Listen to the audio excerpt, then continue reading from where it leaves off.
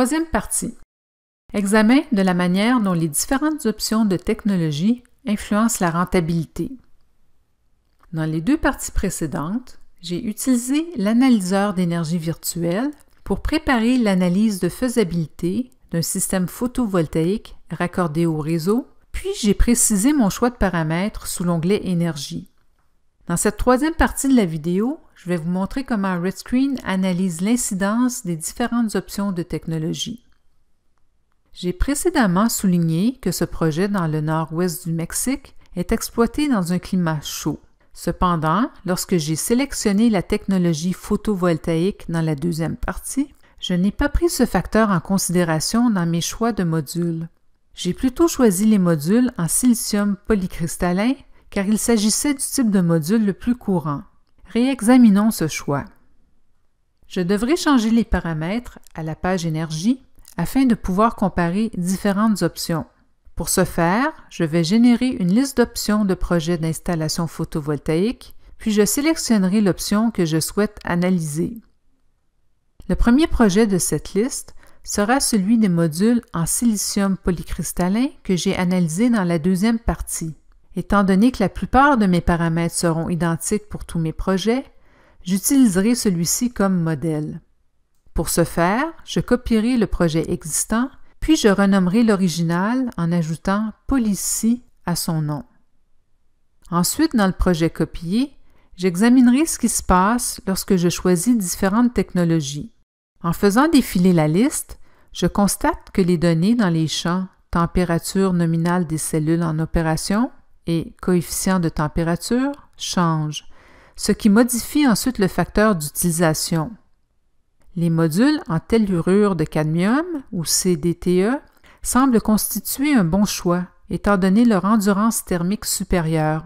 Je choisirai donc ces modules et je mettrai à jour le nom du projet. Mes choix ne se limitent pas à ceux qui apparaissent dans la base de données.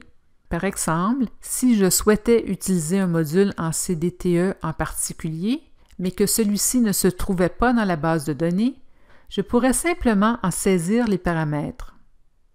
Disons que je voulais utiliser un module série 4 de First Solar d'une puissance nominale de 115 watts, je n'aurais qu'à établir la capacité à 20 MW, à saisir le fabricant et le modèle, à laisser le nombre d'unités en blanc afin d'éviter d'avoir à utiliser une calculatrice, et finalement à copier le taux de 16% tiré des spécifications techniques.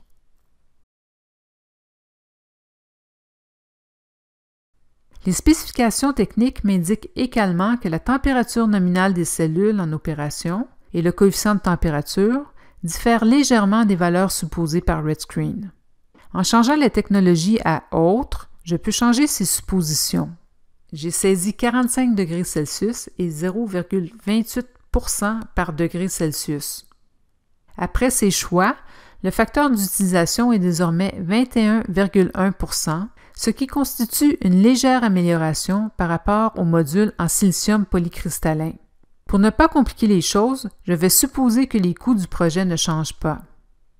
Il est aussi possible d'examiner une troisième technologie. Il existe sur le marché des modules en silicium monocristallin à rendement extrêmement élevé, qui se rapprochent énormément d'un rendement de 20%. Quelle serait l'incidence de ces modules? Je ferai une copie de mon projet d'installation photovoltaïque le plus récent et changerai la description par « rendement élevé ». Ensuite, je sélectionnerai la technologie Mono-Si. Pour des raisons de clarté, je changerai les renseignements relatifs au module, de sorte à indiquer qu'il s'agit d'un module à rendement élevé hypothétique. Ensuite, je changerai le rendement à 20%. Avec un rendement aussi élevé, nous devrions générer beaucoup plus d'électricité, n'est-ce pas? En fait, regardez ce qui se passe au niveau du facteur d'utilisation. Celui-ci ne change pas. Souvenez-vous, il s'agit toujours d'un projet de 20 MW, l'alimentation électrique ne devrait donc pas changer. Par contre, vous avez peut-être remarqué que quelque chose d'autre a changé, soit la surface du capteur solaire. Étant donné que mes modules utilisent l'ensoleillement de façon plus efficace, je peux générer la même quantité d'électricité avec une moins grande surface. La surface de mon capteur solaire était d'environ 125 000 m² avec les modules en Policy et tellure de cadmium ayant un rendement de 16%. Avec les modules ayant un rendement de 20 %, la surface du capteur solaire ne serait que de 100 000 m². Un champ dont les dimensions physiques sont réduites permet de réduire les dépenses relatives au châssis, au câblage, à l'installation et dans certains cas aux terres. Dans le cadre d'un projet de production d'électricité à des fins commerciales, les coûts qui varient en fonction de la surface du capteur solaire peuvent représenter 25 % des coûts d'investissement. Mon champ est désormais 20 % plus petit, mes coûts d'investissement devraient donc avoir diminué d'environ 5 %. Cependant, il est probable que j'aille à payer une prime pour ces modules à rendement élevé. Supposons que la prime corresponde à environ 2 % du coût d'investissement. Par conséquent, je réduirais mes coûts d'investissement de 3 % et ceux-ci passeraient à 1 360 $ par kilowatt. Certains coûts d'exploitation diminueront également, comme les coûts relatifs à l'entretien systématique, aux redevances sur les terres, aux impôts fonciers et au nettoyage. Je vais supposer que 50 % de mes coûts d'exploitation et d'entretien annuels varient en fonction des dimensions physiques du projet. Étant donné que ces dernières ont diminué de 20 %, mes coûts d'exploitation et d'entretien devraient être de 15,30 $ par kilowatt par année. Les coûts d'exploitation et d'entretien indiqués peuvent sembler beaucoup plus précis que ce que l'on retrouve normalement dans une étude de préfaisabilité. Mais il est important de souligner que dans le cadre de la comparaison, nous ne nous intéressons pas tant au caractère absolu des coûts, mais plutôt à leurs différences relatives en raison d'un projet de taille inférieure.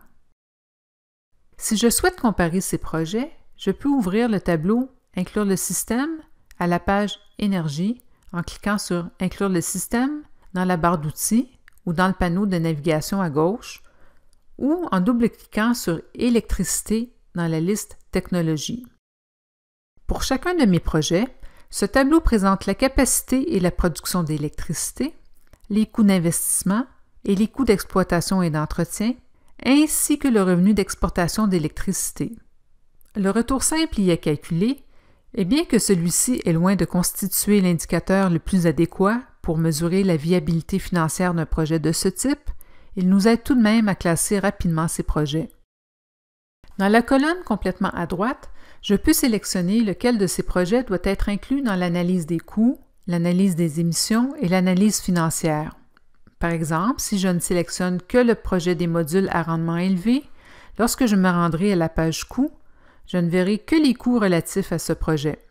De même, à la page Finances, seuls les résultats relatifs à ce projet me seront fournis.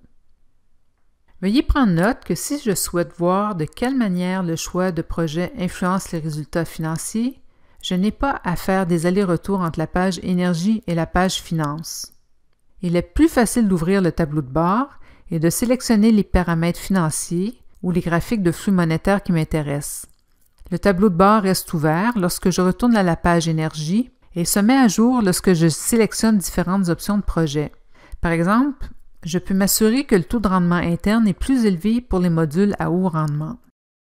Cet examen rapide de différentes options et de leur incidence dans un ensemble qui reflète le rendement énergétique, financier et relatif aux émissions est l'une des forces de RedScreen Expert.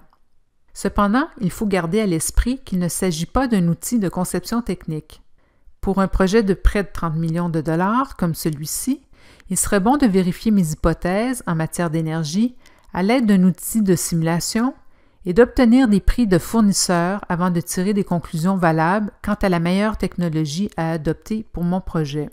RedScreen Expert peut contribuer à orienter ce processus en révélant les paramètres les plus importants qui doivent être les plus vérifiés. Nous pouvons même intégrer nos données de sources externes dans RedScreen Expert en adaptant le facteur d'utilisation et les coûts, de sorte à obtenir une synthèse du projet à jour, complète et facile à comprendre dans le cadre du cycle de développement. Dans la prochaine et dernière partie de la démonstration, je laisserai la page Énergie pour me concentrer sur les coûts et les tarifs d'électricité. Je vous montrerai également à quel point il est facile de déplacer ce projet de 20 MW de son emplacement actuel au Mexique à un emplacement situé à des milliers de kilomètres.